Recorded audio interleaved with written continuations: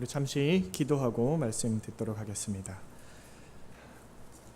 걸어가신 아버지 하나님, 크신 은혜를 감사합니다. 하나님, 주님께서 사랑하시는 우리 우이제일교회 위에 오늘도 주님의 은혜를 부어주시고 주일을 맞이하여 주님을 찬양하며 예배하며 나아갑니다. 특별히 오늘 안수집사의 헌신예배로 나아갑니다. 주님, 하나님의 말씀을 들을 때에 그 말씀으로 인하여서 우리의 마음을 다시 한번 정리하게 하시고 또한 하나님 앞에 헌신을 다짐하며 나아갈 수 있는 귀한 시간이 되게 하여 주시옵소서. 전하는 자나 듣는 자나 동일한 은혜로 함께하여 주시옵고 인도하여 주실 줄 믿사오며 걸어가신 우리 구주 예수 그리스도의 이름으로 기도드립니다. 아멘. 할렐루야. 주님의 이름을 찬양합니다. 우리의 소망이시며 우리에게 새 생명 허락하시는 그 하나님께서 이 시간에도 우리와 함께 하시는 줄 믿으시길 바랍니다. 아멘. 우리 안수 집사님들 귀한 찬양 감사합니다. 역시 안수 집사님들 찬양에는 힘이 있어요. 듣는 우리들이 힘이 납니다. 요새 날씨가 굉장히 덥죠. 너무 덥습니다. 밖에 몇 분만 서 있기만 해도 땀이 막 흐르고 숨이 막히고, 그런데 아무쪼록 이러한 기록적인 폭염 가운데에서도 건강에 유의하시고 잘 관리하시길 바랍니다. 오늘 이렇게 안수집사의 헌신예배로 드리며 나아가는데요, 오늘은 에베소서의 말씀을 가지고 우리가 하나님의 뜻을 좀 깨닫는 시간이 되었으면 좋겠습니다. 일단 에베소서라는 책은요, 사도 바울이 쓴 편지의 내용입니다. 편지글이에요. 편지글인데 누구한테 썼냐 하면 그 당시에 에베소라고 하는 지역에 에베소 교회가 세워졌어요. 그 교인들에게 사도 바울이 예수님에 대해서 또 교회에 대해서 설명해 주는 그러한 편지의 내용입니다. 그래서 그 중에 오늘 우리가 살펴본 4장의 말씀을 중심으로 말씀을 살펴보겠습니다. 일단 우리 다 같이 오늘 4장 7절 말씀을 한번 다 같이 읽어보겠습니다. 7절 말씀 우리 다 같이 읽어보겠습니다. 우리 각 사람에게 그리스도의 선물의 분량대로 은혜를 주셨나니. 아멘. 사랑하는 성도 여러분들, 우리 예수님께서요, 하나님께서 우리들에게 그리스도의 선물을 허락하신 것 믿으시길 바랍니다. 하나님께서요, 우리들에게 선물을 주셨는데 그 선물을 받은 사람도 있고 받지 못한 사람도 있고가 아니고, 우리 모두 각 개인마다, 이 자리에 앉아있는 여러분 모두 한 사람 한 사람마다 하나님께서 은사를 허락하셨다라는 것을 믿으시길 바랍니다. 아멘이십니까? 아멘을 많이 안 하시네요. 선물 받지 않은 사람들도 많이 있나 봐요. 여러분은요, 모두 하나님 앞에 하나님께 은사를, 선물을 받았다는 거예요. 오늘 기록하고 있잖아요, 성경이. 근데 여기 오늘 본문에서 말하고 있는 그리스도의 선물이라는 것이 무엇일까요? 그리스도의 선물. 우리들이 보편적으로 공통적으로 받게 되는 의미의 죄의 용서를 말을 하는 건 아니에요. 그거는 똑같이 받아요, 누구나. 근데 여기 말씀을 읽어보니까 어떻게 주셨대요? 선물의 분량대로 은혜를 주셨다고 했어요. 그러니까 각기 다른 분량의 은혜를 주시고 각기 다른 선물을 주셨다라는 거예요. 그래서 하나님의 성도에게 은혜를 주어진 것, 그것들을 가지고 우리가 교회 안에서 봉사를 할 수 있는 그러한 선물을 의미하는 겁니다. 그걸 하나님께서 여러분에게 다 주셨다는 거예요. 그래서 여러분들은요, 서로 각기 다른 은사를 갖고 계실 거예요. 각기 잘하는 게 달라요. 쓰임받는 것도 다르고요. 그래서 내가 어떠한 선물을 받았는지 하나님으로부터 그거를 잘 알고 계시는 분들도 있고 그거를 잘 활용하고 계시는 분들도 있습니다. 하지만 아직도 내가 하나님에게 무슨 선물을 받았는지, 내가 선물을 받았는지조차 알지 못하는 사람도 있어서 그걸 사용하지 못하는 경우도 있어요. 하지만 중요한 것은요, 하나님께서 여러분들에게 모두 선물을 주셨다는 것입니다.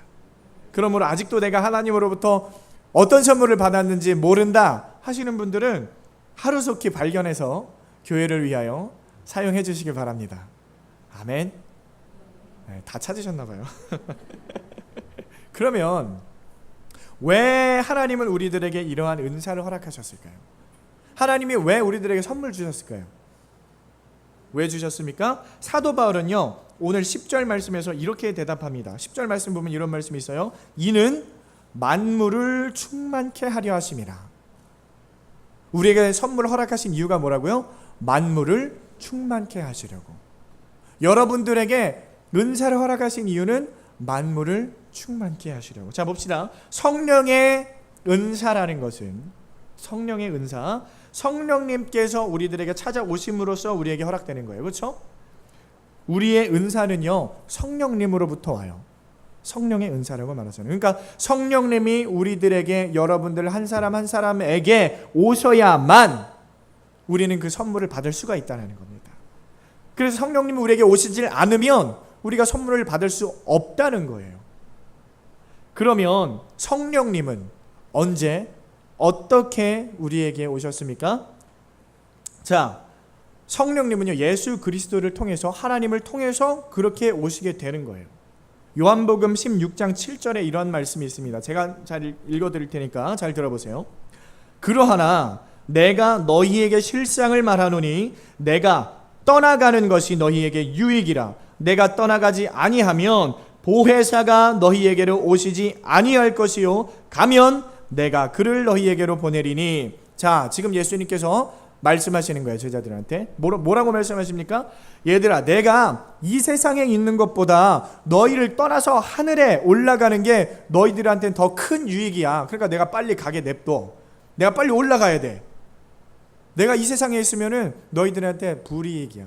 내가 빨리 이 세상을 떠나는 게 너희한테 유익이다. 왜냐면요, 이유가 무엇입니까? 예수님이 올라가셔야 누가 내려옵니까? 보혜사, 성령님이 내려오시는 거예요. 그래서 예수님은요 이 땅 가운데 육체를 입고 왔어요. 육체는 한계가 있는 그러한 몸이잖아요. 그러니까 모든 사람들에게 다 있을 수가 없어요. 근데 성령님은 그렇지 않습니다. 성령님은요 영이시기 때문에 한 사람 한 사람 우리 모두에게 각각 오실 수가 있게 되는 거예요. 그렇기 때문에 훨씬 크게 역할을 하실 수가 있는 겁니다. 그런데 성령님께서 우리들을 찾아오실 때에 빈손으로 오시는 것이 아니라 우리들에게 선물을 들고 오셨다라는 것을 믿으시길 바랍니다. 근데 그 선물을 왜 들고 오셔서 우리들에게 주셨습니까? 왜 선물 주셨어요? 우리들에게 10절 말씀에 뭐라고 했습니까? 이는 만물을 충만케 하려 하심이니라. 자, 예수님께서 하늘로 올라가셔가지고 성령님을 보내셨어요, 우리 가운데. 그래서 여러분들에게 오셨습니다. 우리들에게 왔어요. 왔는데 빈손으로 오지 않고 선물을 들고 오셨다고요. 왜요? 만물을 충만케 하려고. 자, 예수님의 이 말씀을 생각해 보면요, 우리에게 성령의 은사가 허락되는 것이 만물을 충만케 하시는 것인데, 자, 그렇다라면은 그 이전까지, 성령님이 오셔서 우리에게 선물을 주시기 전까지는 만물이 충만하지 않았다라는 거예요. 그렇죠? 그러니까 우리에게 선물을 주셔서 만물을 충만케 하는 겁니다. 그래서 충만하게 하신다. 충만하게 하신다. 만물을 충만하게 하신다. 이게 무슨 말이냐면요, 다른 말로, 이게 번역이 여러 가지 말로 됐는데요, 다르게 말하면은 완전하게 한다, 온전하게 한다, 그러한 말이 되는 것입니다. 그러니까 만물을 온전하게 한다, 완전하게 한다, 그런 거예요. 그래서 그렇다면 예수님은 우리들에게 성령의 은사를 허락하심으로 말미암아 온전하게 하시고 완전하게 하시고 충만하게 하시려는 것을, 그 목적을 우리가 알았어요. 그러면 무엇을 온전하게 하시느냐?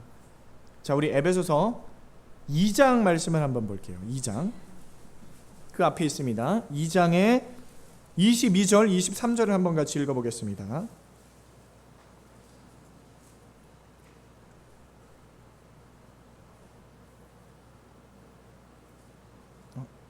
1장이에요. 1장 22절 23절이요. 1장 22절로 23절을 다 함께 읽어보겠습니다. 시작. 또 만물을 그 발 아래 복종하게 하시고 그를 만물 위에 교회의 머리로 주셨느니라. 교회는 그의 몸이니 만물 안에서 만물을 충만케 하시는 자의 충만이니라. 아멘. 아하, 대답이 나왔어요. 그렇죠? 뭘 충만하게 하십니까? 교회를 충만하게 하는 거예요. 교회를 충만하게 하는데, 교회를 완전하게 하시고 교회를 온전하게 하시려고 우리에게 뭘 주셨다고요? 성령의 은사들을 주셨어요. 그리스도의 선물을 주셨다라는 것입니다.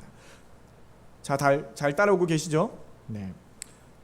다시 요약을 해보자면요, 예수님께서 하늘로 승천하시면서 성령님을 우리에게 보내주시고 성령님을 통해서 우리 한 사람 한 사람에게 각기 다른 은사, 선물을 허락하셨습니다. 근데 그걸 왜 주셨냐 하면 예수 그리스도를 머리로 한 이 교회를 온전하게 하시기 위해서 주셨다. 그렇죠? 그래서 지금 그걸 우리가 알았습니다. 동시에 깨달은 것이 있는데 뭐냐면요, 교회는 완전한 공동체가 아니라는 거예요. 교회는 완전한 공동체가 아니라는 겁니다. 자, 교회를 이루는 것이 무엇입니까? 교회를 누가 이루어요? 예수 그리스도와 우리 죄 많은 인간들이 함께 이루는 게 교회예요. 반드시 예수 그리스도가 있어야 돼요. 그리고 예수님을 믿는 사람들, 그게 모인 게 그걸 교회라고 부르는 거예요. 근데 거기에는 뭐가 있냐면은 문제가 있다는 거예요. 사건이 있다는 거예요. 예수님은요, 온전하고 흠이 없으시고 완벽하신 하나님입니다. 거기에는 우리가 할 말이 없어요. 근데 문제는 뭐냐? 거기에 속해 있는 우리들 인간들이 문제예요. 우리들이 문제예요. 우리들. 인간들은 어떻습니까? 온전하지도 않고 완전하지도 않고 흠도 많고 완벽하지도 않아요. 문제가 많은 존재들이라고요. 그리고 그 문제 많은 인간들이 모여 있는 게 교회예요. 그러면 이 세상의 교회들은요, 불완전할 수밖에 없는 것입니다. 그렇기 때문에 예수님께서 우리들에게 뭘 주셨다고요? 은사를 주신 거예요. 은사. 어떻게 하려고요? 충만함을 이루어 나갈 수 있도록, 온전함을 이루어 나갈 수 있도록, 완전함을 이루어 나갈 수 있도록. 그래서 우리 교회들이 한 사람 한 사람이 예수님으로부터 그 받은 은사들이 온전하게 사용되어질 때, 그때 이 땅의 교회들이 온전한 모습으로 나아갈 수 있다라는 겁니다.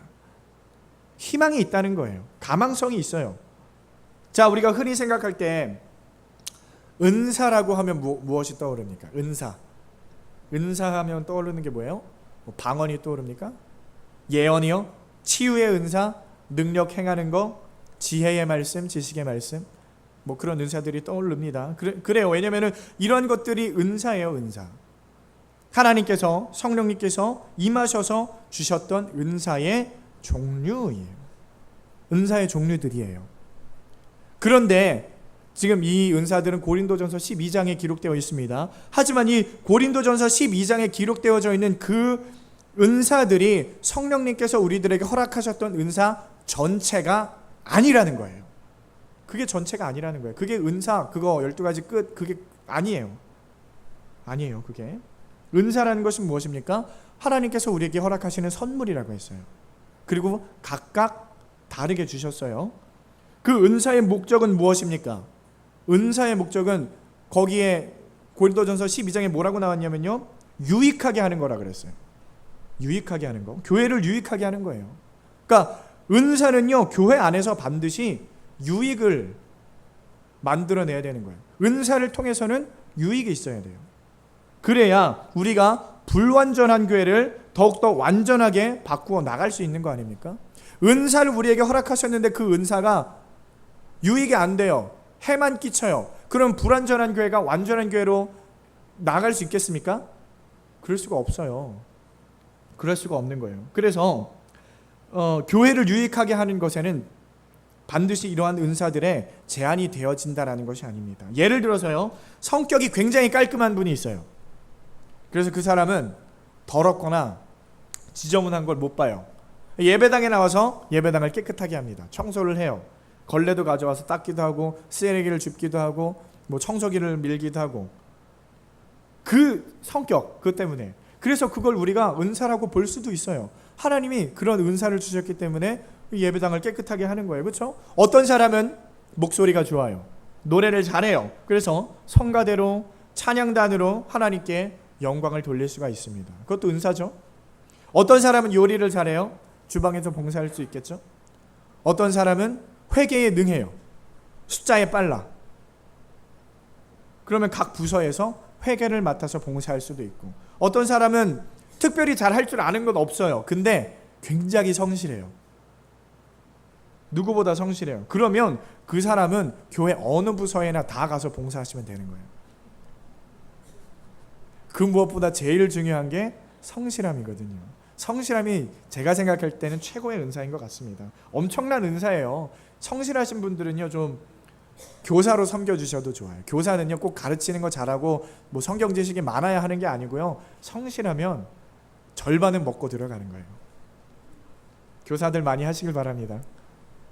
성실하신 분이 없네요.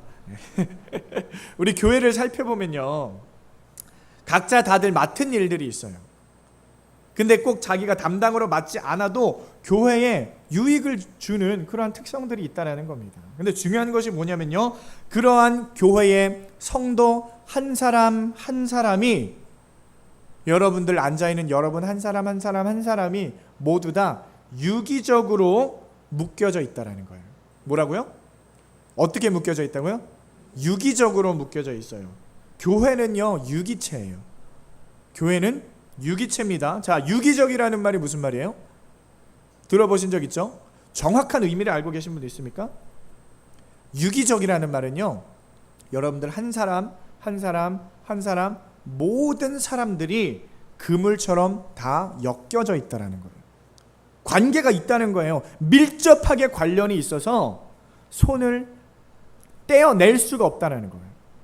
그게 유기적인 거예요. 그래서 유기적인 게 한 덩어리로 묶여져 있는 거예요. 우이제일교회 하면은 수많은 성도들이 있지만 그 성도를 한 사람 한 사람 한 사람들이 모두 다 연관이 되어 있고 밀접하게 관계가 되어 있어서, 한 사람이 아프면 교회 전체가 아프고 한 사람이 성장하면 교회 전체가 성장하는 그러한 관계를 가지고 있다는 거예요. 그게 유기적이라는 겁니다. 그래서 우리 교회에서 일어나는 일들을 보면 굉장히 통합적이에요. 서로 똑같은 사람들이 와서 앉아있는 것처럼 보이는데 조금만 자세히 보면은 그 가운데서 할 일들이 모두 나누어져 있습니다. 그렇죠? 그렇기 때문에 여러분이 담당하고 있는 사역들, 봉사들, 여러분들이 교회를 위해서 하시고 계신 그 봉사들, 거기에 충성해야 한다는 거예요. 사명감을 가지고 내가 정말 어떠한 일이 있더라도 내가 맡은 일, 이 일은 내가 충성으로 일하겠다, 그러한 마음을 가지고 일하셔야 한다는 것입니다. 자, 예를 들면요, 스마트폰이 있어요. 제품에 스마트폰이 작지만 엄청 복잡한 공정을 거쳐야 만들어진다는 거 여러분들 다 잘 아시죠? 쉽게 만들어지진 않아요. 이게 작은 건데 쉽게 만들어지진 않아요. 공장에서 만들어지는데, 공장에서의 일이 어떻습니까? 세분화가 돼 있어요. 세분화가 돼 있어요. 요새는, 옛날에는 사람들이 많이 했는데 요새는 보니까 다 기계로 만들더라고요. 그래서 어저께 이제 유튜브에 찾아봤어요. 이 스마트폰이 만들어지는 과정을 찾아보는데 죄다 기계로 해요. 기계로 하는데 뭐 30가지 정도의 공정을 이루어서 이걸 만들어진다고 합니다. 그런데 여러 가지 단계들을 통해요, 어떤 기계는 프레임을 만듭니다. 어떤 기계는 보드에다가 칩을 박아요. 어떤 기계는 색을 칠해요. 어떤 기계는 뭐 뜨거운 물에 담갔다가 뺐다가 담갔다가 뺐다가 막 해요. 어떤 거는 뭐 액정을 만들고, 아무튼 수십 가지의 공정을 거쳐서 이거 하나가 만들어집니다. 근데 그러한 많은 단계들 중에서 단 하나의 단계에서 오류가 나고 실수가 발생하면 어떻게 됩니까? 스마트폰이 만들어지질 않아요. 만들어진다 하더라도 제대로 작동이 되질 않는다라는 거예요. 불량품이 나온다는 거예요. 그런데 오늘 성경에서 말하는 교회들도 마찬가지라는 거예요. 우리 교회도 마찬가지라는 겁니다. 각자가 담당하는 일들을 충성으로 잘 섬길 때에 교회가 온전하게 되어진다, 그걸 말을 해주고 있는 거예요. 여러분들 각자에게 하나님께서 다른 직분을 주시고 다른 은사들을 주셨어요. 그리고 여러분들이 그것에 충성할 때에 교회 전체가 온전하게 나갈 수 있다는 거예요. 왜냐면요, 우리가 어떻게 연결되어 있다고요? 유기적으로 연결되어 있기 때문에. 공장에서 그 수많은 공정을 통해서 스마트폰이 만들어지는 것처럼 여러분들이 한 사람 한 사람이 충성할 때 교회가 성장해 나갈 수 있다는 거예요. 그래서 우리 교회가요, 어떤 한 부분을 담당하는 부분들에서 빵꾸가 나요. 펑크가 나요. 그러면은 일이 진행이 잘 안 된다거나 그런 일들이 생기면요, 교회 전체에 문제가 발생하는 거예요. 교회 전체의 영향력에 가는 거예요. 에이, 나 하나쯤이야. 다른 사람들 다 열심히 하고 있는데 뭐 나는 쉬어도 되겠지. 우리 교회 사람들 많은데. 사람들 많아요. 많은데 그러한 생각 굉장히 위험해요. 교회 안에서요, 나 하나쯤이야, 그런 생각이요 굉장히 큰 영향력을 주더라고요. 여러분들도 느끼십니까? 어떨 때는 그걸로 인해 발생하는 일이요 굉장히 더디게 보여질 때가 있어요. 그래서 큰 문제로 여겨지지 않을 때가 있습니다. 하지만 그런 일들 하나 쌓이다 보면 교회가 계속해서 무너져 내린다는 거예요. 그렇기 때문에 우리가 내가 맡은 그 사역의 중요성, 내가 맡은 봉사의 중요성, 그걸 망각할 때가 있어요.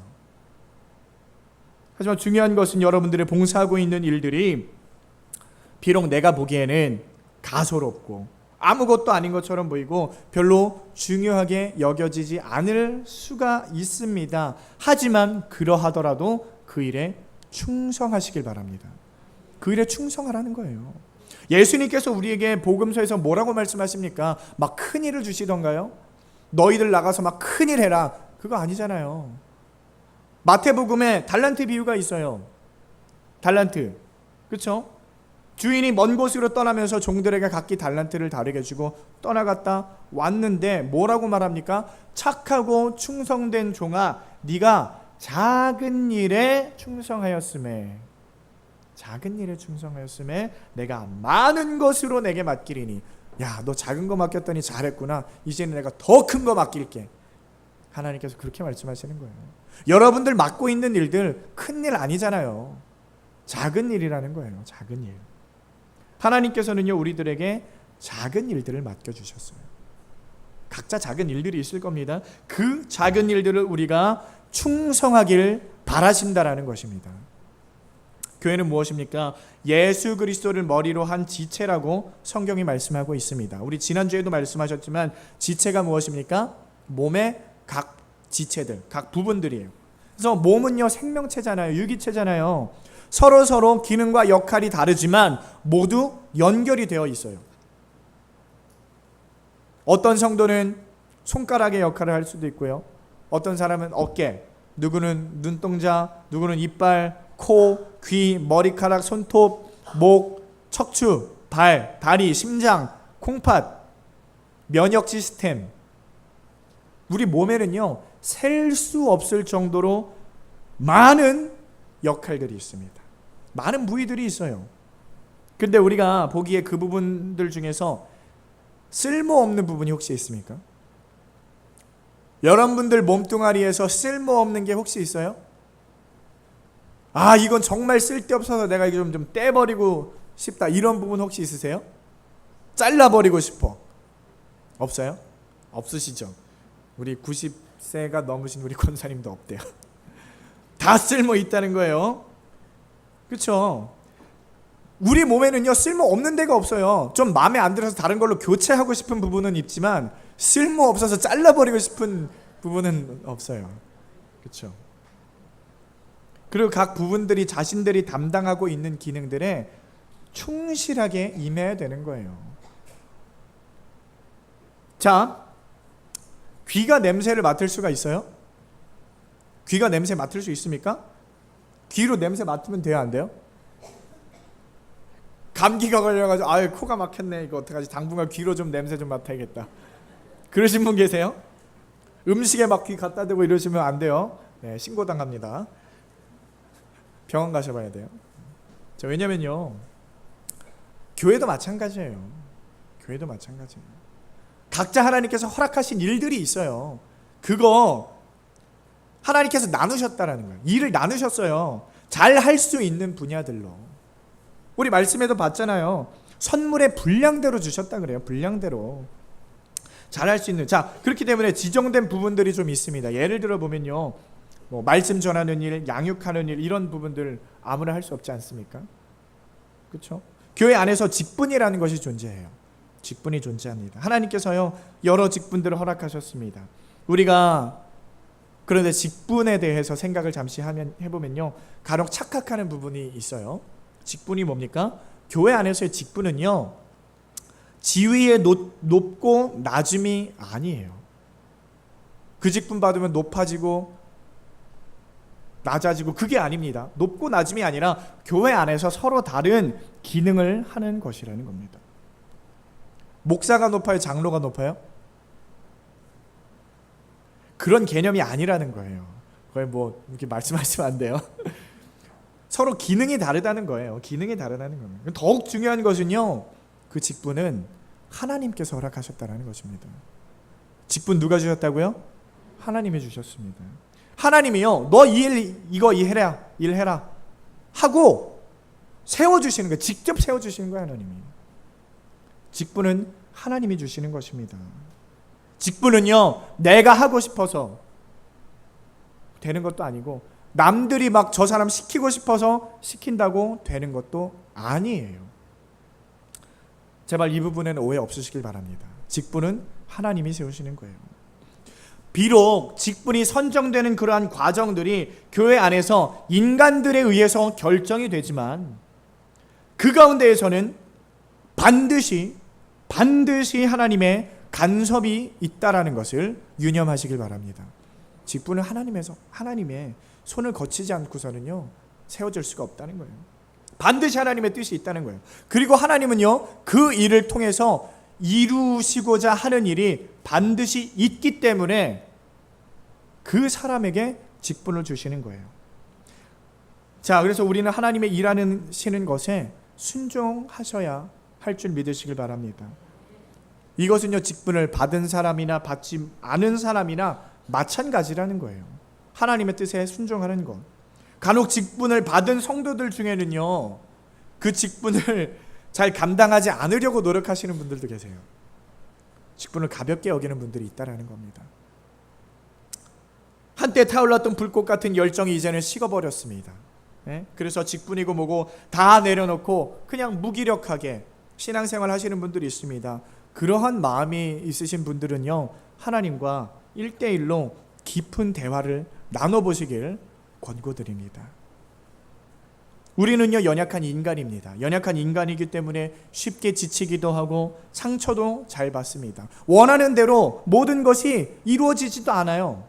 이 세상은 내 마음대로 흘러가지 않습니다. 그렇다고 해서 하나님이 허락하시는 일들을 다 내버려 두고 하나님의 교회를 세워나가는 데에 있어서 게을리하면 안 된다라는 것입니다. 그럴 때일수록 하나님을 찾고 하나님을 의지하고 힘들고 어려운 마음을 하나님 앞에 내려놓고 간구함으로 나아가신다면 하나님께서는 여러분을 만나주시고 위로해 주실 것입니다. 오늘 오전에도 우리 목사님께서 하나님께서 우리에게 위로하신다고 말씀하신 자예요. 마음에 어려움이 있고 근심이 있고 그렇다고 교회를 떠나고 직분을 내려놓는 것이 아니라 더욱더 하나님을 의지하고 하나님만을 바라보는 여러분 되시기를 주님의 이름으로 축원드립니다. 그리고 그러한 일들을 통해서 하나님께서 우리를 위로해 주시면 우리가 다시 회복이 돼요. 회복이 됩니다. 하나님 우리를 만나 주시고 하나님 우리를 회복시켜 주십니다. 그러면은 아팠다가 나아지면 어떻게 돼요? 더 성숙해 나가는 거예요. 성장해 나가는 거예요.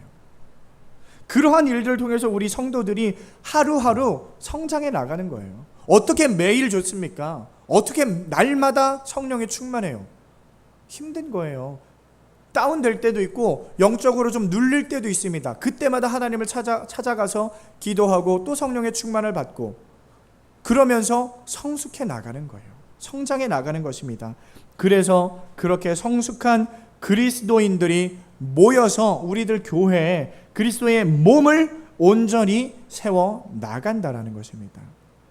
우리가 오늘 본문을 12절까지밖에 안 읽었지만요, 그 뒤에 내용 13절부터를 살펴보면요, 온전한 사람을 이루게 된다라는 말이 있습니다.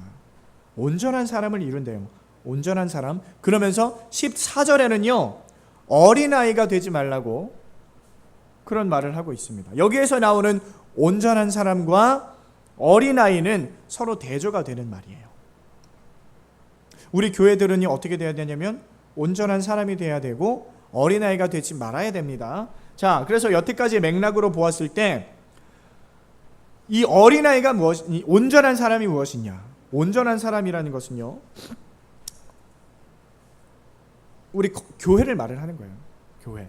온전한 사람. 자, 예수 그리스도를 머리로 한 지체라고 했죠? 그럼 몸이잖아요. 그럼 그게 뭐예요? 사람이죠. 근데 교회를 그렇게 부르잖아요.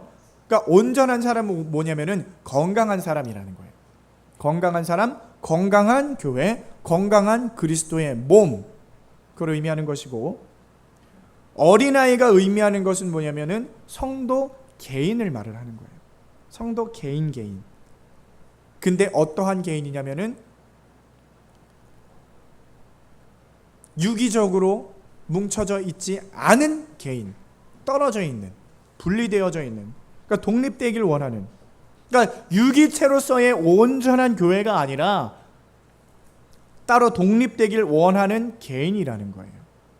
그게 어린아이예요. 그래서 여기에서 사도 바울이 강조하는 것이 무엇이냐면요, 그것이 바로 교회의 성장, 우리 전 교회의 성장은 별도로 존재하는 것이 아니라 성도 각 개인의 성장과 그 궤적을 같이 한다라는 거예요. 자, 아까도 얘기 드렸듯이 우리 교회는요, 어떻게 묶여져 있습니까? 유기적으로 묶여져 있습니다. 유기적인 관계. 그래서 한 개인이 영적인 성장을 이루어내면 교회 전체가 성장하게 되는 거예요. 반대로 한 개인이 게으름을 부리고 불리한 위치로 내려가게 된다면 교회가 성장하는 대신에 쇠퇴한다라는 것을 지금 말하고 있는 것입니다. 그것이 오늘 본문의 핵심이라고 할 수 있어요. 자, 간혹 이런 사람들이 있습니다. 교회가 건강하지 못하다, 교회에 문제가 많다, 우리 교회는 날마다 시끄러워, 이렇게 말하면서 날마다 그 입에 불평 불만이 가득 찬 사람들, 교회를 막 비판하기에 바쁜 사람들, 성도들이 있습니다. 그런데요, 그러한 성도들의 신앙생활을 잘 살펴보면 그 신앙생활이 어떨까요? 좋을까요? 나쁠까요? 그러한 신앙생활들은요, 형편없고 맡은 바에 충성을 다하지 않을 가능성이 굉장히 높아요. 그러한 사람들의 입에서 어떤 말이 나오냐? 교회에 폄하하고 교회에 대한 불평이 나오고 불만이 나온다는 거예요. 왜냐하면 교회는 어떻게 묶여져 있기 때문에? 유기적으로 묶여져 있기 때문에. 반대로요, 교회에 대해서 좋은 말을 많이 하고 좋은 것들이 보이고 날마다 교회가 성장해 간다고 느끼시면서 그렇게 날마다 긍정적으로 바라보고 그러한 사람들은요, 어떤 가망성이 크냐? 본인의 신앙이 건강하고 본인이 맡은 임무를 충실히 이행하려고 날마다 하나님과 동행하려고 노력하는 사람일 가능성이 굉장히 크다라는 거예요. 교회는 그런 거예요. 내가 성장하면 교회도 성장해요. 근데 내가 게으름 부리고 내가 불의한 위치로 내려가면은 그 교회도 똑같이 내려간다는 거예요. 왜냐하면 우리들은 교회이기 때문에, 내가 교회이기 때문에, 내가 교회니까요, 내가 성장하면 우리 전 교회가 성장하는 거예요. 사랑하는 성도 여러분, 기독교의 위상이 땅바닥에 떨어졌어요. 여러분들 체험하십니까? 실감하세요? 자, 세상 사람들은요, 교회를 향해서 요새 입만 열면 욕설이 쏟아져요. 이 시대의 기독교 현실 앞에서 그 책임을 누구에게 물어야 된다고 생각하십니까? 우리 기독교가 이렇게 된 데에 누구 책임이 제일 커요? 교회가, 참된 교회가 되는 진정한 방법은 누구에게 달려 있습니까? 목사예요? 장로예요? 권사예요? 안수집사예요? 누구한테 달려있는 거예요? 네, 우리 국현수 집사님한테 달려있대요. 우리 교회가 그렇게 되는 것 누구한테 달려있냐면 나한테 달려있는 거야. 여러분 각자에게 달려있다라는 거예요. 여기에 사도 바울이 말하는 바가 있는 겁니다. 자, 모든 것의 책임은 어느 특정한 계층에게 있다라는 것이 아닙니다. 성도된 우리 한 사람이 모두가 이 일에 힘을 써야 하고 책임을 져야 한다라는 것입니다. 자, 그것을요 우리가 예루살렘 당시 초대교회의 모습을 보고 우리가 깨달을 수 있는데요. 초대교회 당시에 베드로의 설교 한 번으로 몇 명이 회심을 합니까? 3,000명이 회심하는 놀라운 사건이 일어나요. 자, 한 번에 성도가 3,000명이 회개했어요. 그리고 교회 성장이 끝났습니까? 그렇지 않아요. 그것이 이제 시작이었어요. 그것이 시작입니다. 자, 회심한 3,000명의 성도들이 그들이 사도들의 가르침을 받아서 서로 교제하며 떡을 떼며 기도하기를 전혀 힘썼다고 성경이 기록하고 있어요. 그래서 날마다 마음을 같이 하고 성전에 모이기를 힘쓰고 순전한 마음으로 음식을 먹고 하나님을 찬미했다고 기록하고 있습니다. 그랬더니 자, 다시 말하면요 어떻게 했냐면 모든 성도 한 사람 한 사람이 하나같이 자신의 신앙 성장에 힘썼다라는 거예요. 그랬더니 결과가 어떻게 됐냐면 사도행전 2장 47절에 우리 한번 찾아보겠습니다. 사도행전 2장 47절 말씀, 중요한 말씀이라서 한번 찾아보겠습니다.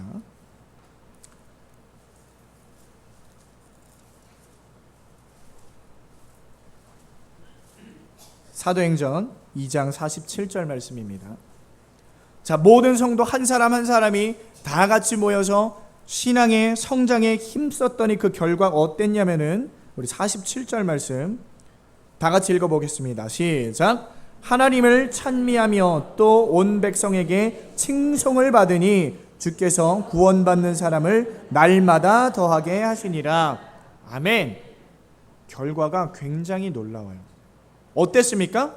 어떤 역사가 일어났냐면요 교회가요 온 백성에게 온 나라에게 뭘 받았습니까? 칭송을 받았다는 거예요. 어떻게 하니까요? 성도들이 한 사람 한 사람 한 사람이 모두 최선을 다해서 자기 맡은 일을 행하고 또 한 마음과 한 뜻으로 교회에 날마다 모이기에 힘쓰고 그렇게 노력했더니 교회가 온 백성들에게 칭송을 받았대요. 엄청난 일입니다. 엄청난 일이 지금 뭐예요? 우리 현대 기독교와 비교해 보면 어떻습니까? 너무 달라요. 너무 달라요. 너무 거리가 멉니다. 하지만요 사랑하는 성도 여러분 오늘 말씀을 기억하시길 바랍니다. 사도행전 2장 47절 말씀을 기억하시길 바랍니다. 우리 현대 기독교가요 가망이 없어 보입니까? 희망이 없어 보이세요? 이곳저곳에서 사고가 터지고 사건 사고가 일어나고 우리 교회들이 점점 썩어져만 가고 있는 것 같고 그렇잖아요. 좀 더 가까이 볼까요? 우리 위제일교회는 어떻습니까?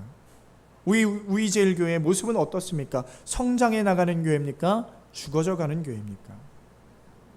그 모습은요 여러분 한 사람 한 사람에게 달렸다는 거예요. 희망이 있다는 거예요. 어떻게 하면 됩니까? 모든 성도 한 사람 한 사람이 합심해서 한 마음으로 하나님의 교회를 세워나가려고 노력한다면 그 교회는 온 백성에게 칭송받을 수 있다는 것입니다. 비록 세대가 이렇게 악하고 교회의 지위가 땅바닥에 떨어졌다 할지라도 우리들 한 사람 한 사람이 교회 한 명 한 명이 올바로 세워져 나가고 하나님의 말씀 앞에 하나님의 허락하신 그것들을 잘 세워나가고 충성한다면 우리 교회는 온전하게 완전하게 성장해 나갈 수 있다는 것을 믿으시길 바랍니다. 그래서 우리들이 각자의 자리에서 여러분 속해져 있는 목장, 공동체, 어떠한 사역팀들 간에 여러분이 담당하고 있는 모든 것들 충성하시길 바랍니다. 그 모든 것에 힘써서 하나님을 바라보며 작은 것에 충성하시길 바랍니다. 그리하여서 그리스도의 몸을 강건히 세워나갈 수 있는 우리 사랑하는 위젤교회 성도 여러분들 다 되시길 주님의 이름으로 축원드립니다.